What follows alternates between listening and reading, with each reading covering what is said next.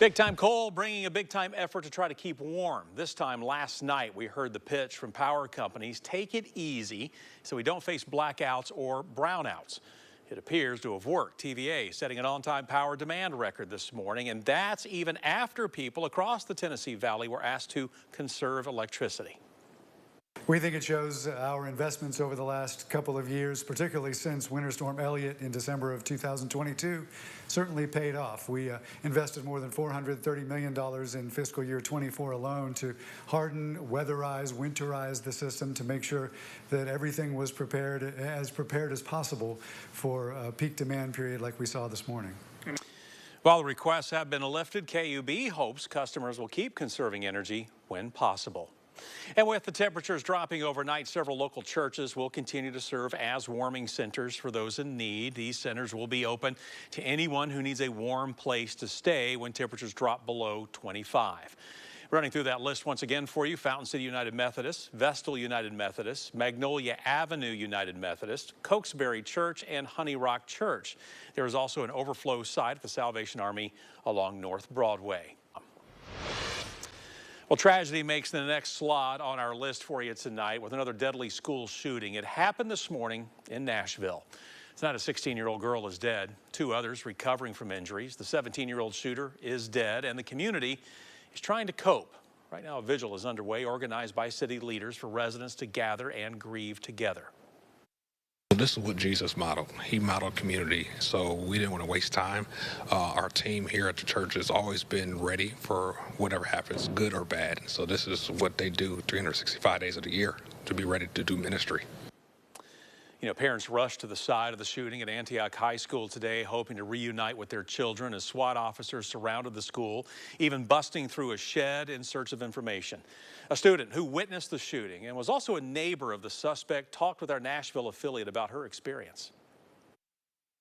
Everybody was just getting up to go get their lunch, and then I just kind of looked over to my side. He was at the end of the table. His backpack was hanging off one of his arms, and he kind of reached for something, pulled it out, and just started shooting. I quickly ran out, but I did see some girl fall. Was there a confrontation or anything between the two, or did he just... No, he just pulled out the gun and just started shooting. And immediately, what went through your mind, ma'am, when you... I thought I was gonna die. You know, officials identified the shooter as Solomon Henderson, a student at the high school. Nashville Metro Police say he rode the bus to school and then went to the bathroom to retrieve the weapon. And he then made his way to the cafeteria where he confronted a 16-year-old girl. Jocelyn also shooting and killing her. Jocelyn Escalante. Police, by the way, still trying to work out a motive at this time. Of course, we'll continue to follow this story closely for you and keep you up to date. Now, according to our ABC partners, the suspected shooter praised mass shooters and showed an affinity for extremist views. Law enforcement inside this home that a neighbor confirms belongs to the suspect. Several neighbors told our crew they knew of this suspect and that he was very quiet. I knew him personally. He was in my class, and I didn't think he was anything like that. Like, I thought he was just a sweet, quiet person, but he wasn't. We were in ROTC together, like, this year, too, and he was always top of the class, always doing his work. Our master sergeant loved him, and, yeah. And to know that he did stuff about that and planned to do it, it's just like, you don't know how anyone really is. As far as the victim, 17-year-old male student treated for a graze wound, we understand has now been released from the hospital. And we are learning new information following a fatal house fire out of Blount County tonight. 6 News obtained court documents revealing the identities of the 3 victims. They are Cass Farley, Delmar Farley, and Norma K. Farley. This is video that we shot today of what's left of the home. Yesterday, we learned Johnny Ray Wilburn was arrested and charged with 3 counts of criminal homicide. The investigation started when the Blount County Fire Protection District responded to a house fire on Payne Hollow Road Sunday. 3 bodies were found. Autopsies determining their cause of death was a homicide. Friends now remembering the 3 victims. We met them at a place they were doing. There was karaoke going on, and we went there and we met them, you know, and they just like down-to-earth people as you can get, and started talking, and we become great friends. They were just as kind as people as you'd ever run across, and they do anything in the world for you, and they had helped us.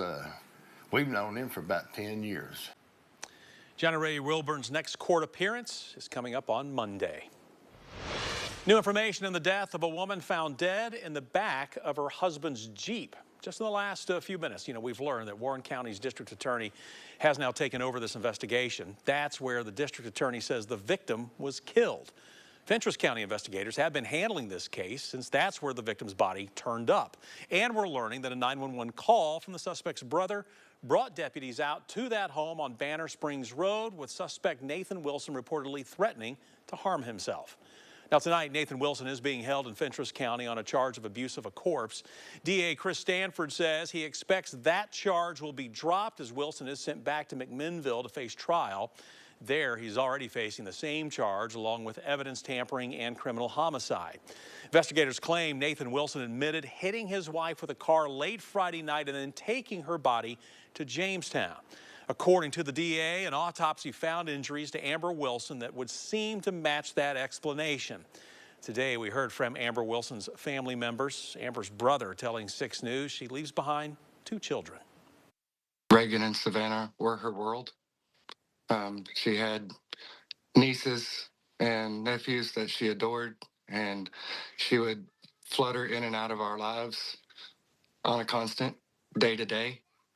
You could always count on Amber to stop and visit and give you a few moments of her time. And she did that for not just her family, but she did that for total strangers. Nathan Wilson is currently awaiting transportation to Warren County, where he will be held without bail.